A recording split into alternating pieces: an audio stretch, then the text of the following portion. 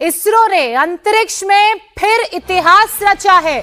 In focus to India, the Indian Space Agency ISRO has just announced the successful completion of the space docking experiment SpaceX. In a remarkable feat, the Indian Space Research Organization ISRO has achieved successful satellite docking as part of the ambitious space docking experiment. India has made space history, becoming. PM Narendra Modi has praised the achievement, saying that the mission success. India, you did it, भाई साहब। India बहुत बहुत आप लोगों को मुबारक हो, बहुत बहुत मुबारक हो आप लोगों को यार। SpaceX मिशन आपका कंप्लीट हो गया है। बहुत बहुत दुनिया का चौथा देश बन गया, चौथा देश भारत बन गया। भाई साहब बहुत बहुत मुबारक हो, भारत बन गया है चौथा देश इस दुनिया का जिसका SpaceX मिशन इस टाइम कंप्लीट हो चुका है। भाई साहब कंप्लीट, इंडिया ने आज हिस्ट्री क्रिएट कर दी। दुनिया में हेडलाइन भाई इसकी लग गई है कि दुनिया का चौथा देश बन गया है और ये CNN तक और दुनिया के बड़े बड़े जो है इसको कवर कर रहे हैं। और आज जो है ना इंडिया ने वो इतिहास रच दिया है, 100% आज इतिहास रच दिया गया है। Now, as you know, that this is achieved by only 3 nations in the world, China, Russia, and USA. So we are the 4th nation in line.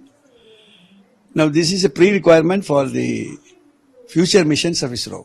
Chandrayaan-4 particularly. दोस्तों, भारत स्पेशल में आपका स्वागत है। भारत ने एक बार फिर कीर्तिमान रच दिया है और पाकिस्तानी मीडिया देखती रह गई है। अब पिछले महीने इसरो ने अंतरिक्ष में एक बहुत ही महत्वपूर्ण मिशन किया था, जिसमें इसरो ने अंतरिक्ष में 2 सैटेलाइट भेजी थी और उनको अंतरिक्ष में डॉकिंग करवाना था। अब करीब 2 हफ्ते बाद इसरो ने उन दोनों सैटेलाइट को अंतरिक्ष में सफलतापूर्वक डॉक कर दिया है और अब भारत, अमेरिका, रूस, चीन के बाद दुनिया का चौथा देश बन चुका है जिसने सैटेलाइट को अंतरिक्ष में सफलतापूर्वक डॉक करवाया है। भारत अंतरिक्ष में खुद के स्पेस स्टेशन बनाने के एक और कदम नजदीक आ चुका है और अब बहुत ही जल्द भारत का खुद का स्पेस स्टेशन होगा। भारत समेत पूरी दुनिया की नजरें इसरो के SpaceX मिशन पर थी, क्योंकि भारत के लिए ही नहीं पूरी दुनिया के लिए यह मिशन बहुत ही महत्वपूर्ण था। और अब 2023 में चंद्रयान 2 के बाद 2024 में SpaceX मिशन की भव्य सफलता को देख पाकिस्तानी मीडिया समेत पूरी दुनिया स्तब्ध रह गई है, इसरो का गुणगान कर रही है और भारत को महान कह रही है। पाकिस्तानी मीडिया भी इसरो की चर्चा कर रही है और कह रही है कि भारत हर साल बड़े बड़े मिशन सफलतापूर्वक लॉन्च करता है, हम खुद की सैटेलाइट भी चीन से लॉन्च करवाते हैं। कंप्लीट हो गया था, मतलब 9-10 तारीख, मतलब ये उस दिन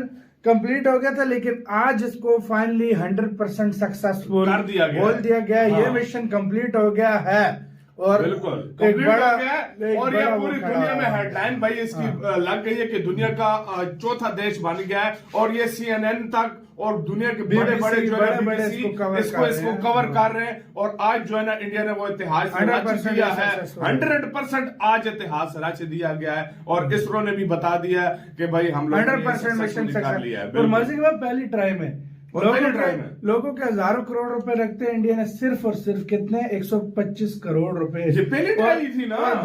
और मिसाइल के साथ 250 करोड़ लगा, उसमें 24 पेलोड और लेकर गया ताकि खर्चा वसूल। ये इंडिया का मतलब यार इंडिया ने इतिहास रच दिया है सच में। आप लोगों को बहुत बहुत मुबारक हो।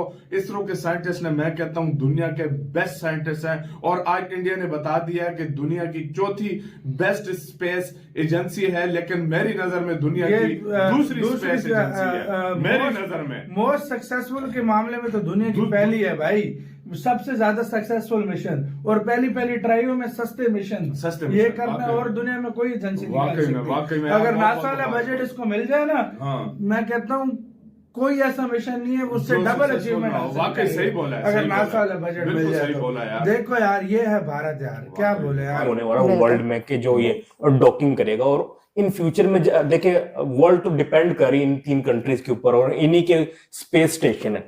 कल को जब चौथा बड़ा कंट्री आएगा, एक तो जाहिर बात है उसका दुनिया में नाम होगा और दूसरा ये है कि उससे कितने बेनिफिट्स होंगे। अब कई दफा ना आपको शायद सुना होगा कि रशिया और यूक्रेन की जब वॉर चल रही थी तो कई यूरोपियन कंट्री ने इंडिया को अप्रोच किया था कि हमारे आप सैटेलाइट को लॉन्च करें, ठीक है। और फिर ना अमेरिका पे डिपेंडेंट भी थोड़ा कम हो गया था, जैसे रशिया पे कम हुआ था, अब ना कई कंट्रीज अप्रोच कर रहे हैं मतलब इंडिया को, तो इंडिया का उनसे बड़ा फायदा होगा। और एक तो कॉस्ट कम है और दूसरा ये इंडिया ने एक रिकॉर्ड भी बनाया था कि मतलब आई डोंट नो 100 से ऊपर उन्होंने सैटेलाइट लॉन्च किए थे एक ही मतलब उड़ान में। कैसी टेक्नोलॉजी है कि उसकी क्या स्पीड बताई है उन्होंने? 28,000 किलोमीटर 28,000 पर आवर। और वो जो दूसरा भी आएगा वो भी ऑलमोस्ट उससे थोड़ी सी कम स्पीड थी बिल्कुल। और ये ऐसे और कितना माइनर सा उन्होंने, कोई भी कंट्री जो ये कहता है कि हम इस लिस्ट में हैं तो फिर उसको वो सब करना पड़ेगा ना जो कि उसके साथ के कंट्रीज ऐसे कर रहे हैं, वरना फिर ये कहा जाता कि जी ये तो बस नाम का नासा के साथ आप कर रहे हैं कि जी आपने ये कंपटीशन कर रहे हैं वरना आपने ये भी नहीं किया, वह आपने तो अभी ये भी नहीं किया, ये भी नहीं किया, तो वो किसी को कहने का मौका नहीं देते। वो धड़ाधड़ अपने स्पेस मिशन, पहले देखिए आप मून मिशन साउथ पोल पर, और बड़ी उस पर मुबारकबाद दी गई। वो एजेंसीज, वो कंट्रीज जो स्पेस में अभी बहुत आगे हैं, वो भी अभी वहाँ पर नहीं कर सके अपना मिशन, वहाँ पर इंडिया पहुँच गया। तो इंडिया इसमें स्पेस मिशन जो है ना अपने वो इख्तियार कर रहा है, जैसे कि chief common mission objectives, docking technology is vital, जो इसरो का planned Chandrayaan 4 mission to the moon space flight programme. तो देखिए इसमें 3-4 बातें आ गई जो कुछ मैंने पढ़ा ना इसके अंदर। एक तो ये कि चंद्रयान 4 मिशन जो कि वहाँ से साउथ पोल से वो सैंपल्स लेकर आएगा, उसके लिए बहुत ज़रूरी था ये।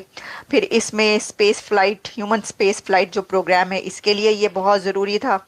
और इसके अलावा जो है और जो वो इसमें टेक्नोलॉजी हासिल कर रही हैं और मिशन हैं उसके लिए भी ये बहुत ज़रूरी। पहले इन्होंने इसको छोड़ा है और बहुत सारी दुनिया वहाँ मौजूद थी, बड़ा कुछ था और millions of people are watching. अगर मैं इस वक्त कहूँ कि इस वक्त ट्विटर के ऊपर सबसे ज़्यादा जो डिस्कशन हो रही है वो यही हो रही है कि इंडियन स्पेस रिसर्च ऑर्गेनाइजेशन एक नई जहत है, ये एक नई सोच है जो चीज़ें हो रही हैं वहाँ पे। और एक स्पेस प्रोग्राम है वो तकरीबन 6 डेकेड्स पुराना है और ये जो 6 डेकेड्स पुराना है और इंडिया ने जो अपना फर्स्ट रॉकेट लॉन्च किया था स्पेस में, आई थिंक 1963 में किया था।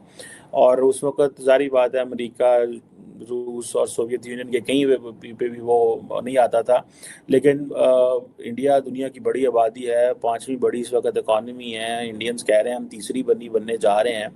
तो ये आप इमेजिन करें, वो फिर बात तो आती है ना कि वो हमारे दोस्त साजिद तारड़ साहब कहते हैं कि एक जैसे लोग थे, एक जैसे कपड़े पहनते हैं, एक जैसा खाते हैं, कोई मुश्किल नहीं है। और हम थोड़ा ज़्यादा गोश्त खाते होंगे उनसे और वो ज़रा वेजिटेरियन है, तो लेकिन वो कहाँ पे जा रहे हैं और आप कहाँ जा रहे हैं। और ये क्वेश्चन है जो कि हमें पाकिस्तान की ज़रूरत ही नहीं है, डिस्कशन नहीं करो, वो तो माजी की बात हो गई। सो लोगों को ये कहा कि ख़त्म हो गया पाकिस्तान, तो ख़त्म हो गया हमारा नेबर, तो हमें तो उनकी बात ही नहीं करनी, हमें तो फ्रांस से बात करनी है, हमें तो अमेरिका से बात करनी है, हमें तो चंद्रयान की बात करनी है, हमें तो और तरफ जाना है। सो हमें तो जापान से बात करनी है, हम तो क्वाड का हिस्सा है, हम तो I2U2 का हिस्सा है, हम तो UAE के साथ कहाँ पे जा रहे हैं। सो ये वो चीज़ें हैं जिसको उन्होंने